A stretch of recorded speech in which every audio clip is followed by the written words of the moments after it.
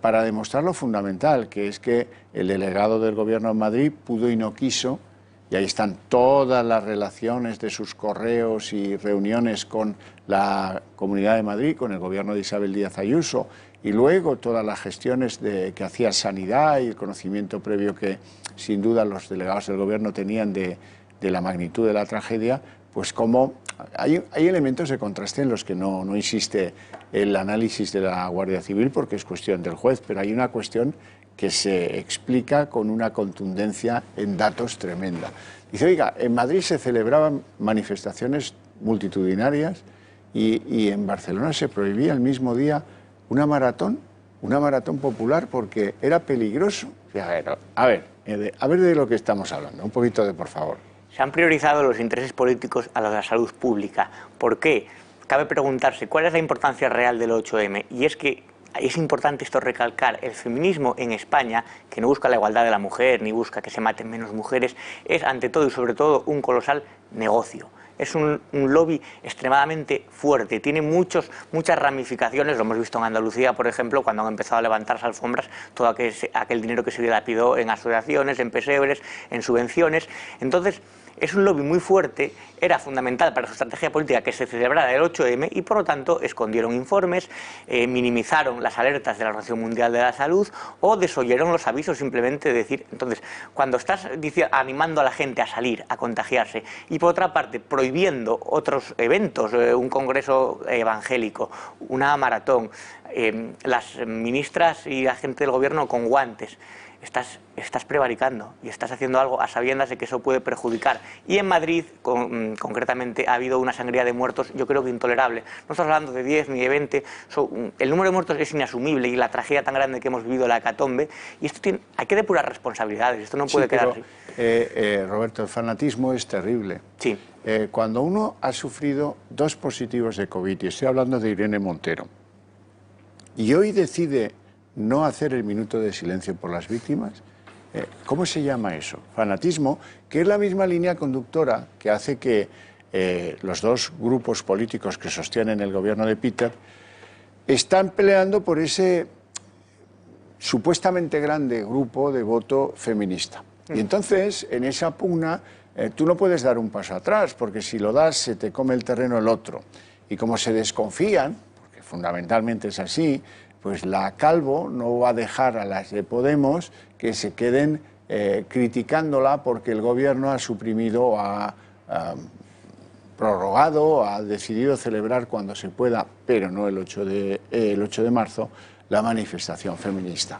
Y ese es el asunto. Es tan mezquino como eso. El feminismo es un caladero de votos muy grande. Hay que pensar que antes de la pandemia estábamos discutiendo si había que regular por ley los piropos, hablando de un informe de Irene Montero, que claro, hay que entender que no es lo mismo escribir panfletos que tratar de modificar el Código Penal, y las disputas que había entre el trono del feminismo, entre Carmen Calvo e Irene Montero. Exacto, a ver quién era más feminista. El trono del feminismo, eso está bien. Sí, a ver quién era más feminista y quién se arroga no bonita, el feminismo nos lo hemos currado nosotros, ¿no? Cuando el feminismo liberal es muy importante y realmente en los países socialistas o de esa órbita, las mujeres tienen un papel muchas veces totalmente secundario. ¿Qué feminismo hay en la amada Cuba o qué feminismo existe en Venezuela? Cuando, o sea, vaya ejemplos. Claro, es los modelos políticos que esta gente tiene como referencia. Cuando murió Fidel Castro había tuits lacrimógenos de despedida y bueno, los orinocos que le caían a Monedero por la cara cuando murió Chávez.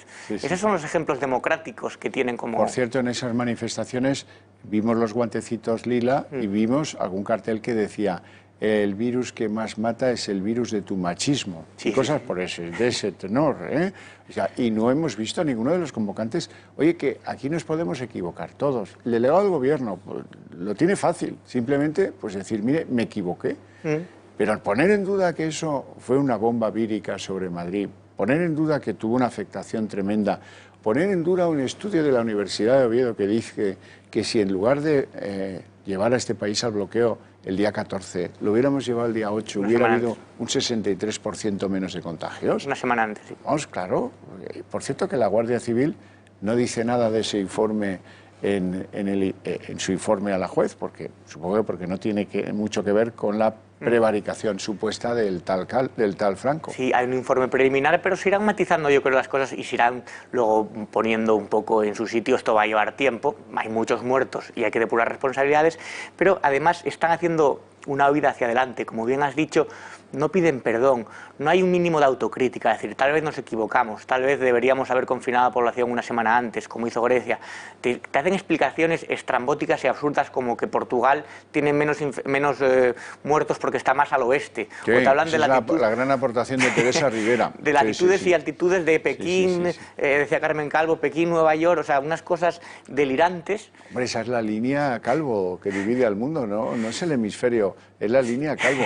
Una línea Calvo absolutamente, bueno, desfachada y patética, porque es que, vamos a ver, es que Wuhan está a 1000 kilómetros al sur de Pekín, o sea que la línea que ella lleva a Pekín no le sirve de nada una vez llegada a Pekín, si es que... Luego hablan de los recortes sanitarios. El país que más sufrió unos recortes sanitarios duros porque fue rescatado por la Unión Europea fue Grecia, por ejemplo, y ha superado con poco el centenar de muertos porque confinaron a la población una semana antes y ahí actuaron bien. Hay países que actuaron bien y hay países que actuaron mal, pero los que actuaron mal tienen que responder ante eso. Eso se debe a que el presidente de Grecia, que es de centro derecha, después de que echaron a patadas a Tsipras y a Varoufakis, confió en un epidemiólogo de origen griego, aunque nacido en Australia, y ese hombre, pues desde el minuto cero le dieron las llaves del automóvil y dijeron, bueno, tú sabes de esto, tú te encargas. Y bueno, aquí lo hicimos con Simón y lo hicimos que ahora tenemos que ir descubriendo los informes que se han escondido de la web de Sanidad, ahora tenemos que ir corrigiendo las cifras diariamente, que esto es un disparate absoluto, nadie se creía nada de nadie, y con afirmaciones patéticas. Alguna de ellas entra en lo delinquible matemático, dice el 10% de 1000, que son 1000. Cuando no eres capaz ni de contar a tus propios muertos, cuando hay un baile de cifras. Ahora quitamos tantos, ahora han aparecido eso, en Cataluña de repente salen muertos, ahora restamos. Es una tomadura de pelo y además una falta de respeto a las víctimas, a sus familiares. Y ya Fernando Simón, ya no solamente por las mentiras, no solamente porque pueda ser una marioneta del gobierno, alguien que dice, con o sin intención, a sabiendas o no, pero da igual, aunque no lo supiera, que solamente va a haber 1 o 2 casos aislados, diagnosticados y que aquí no pasa nada, y luego hay una hecatombe, tú dimites, aunque sea por dignidad personal, dimites, pones tu cargo a disposición, oye, me equivoqué, pero no, ahí sigue y además cada día yo creo que es más hiriente la falta de respeto de ver a Simón día tras día defendiendo lo indefendible. Sí, efectivamente.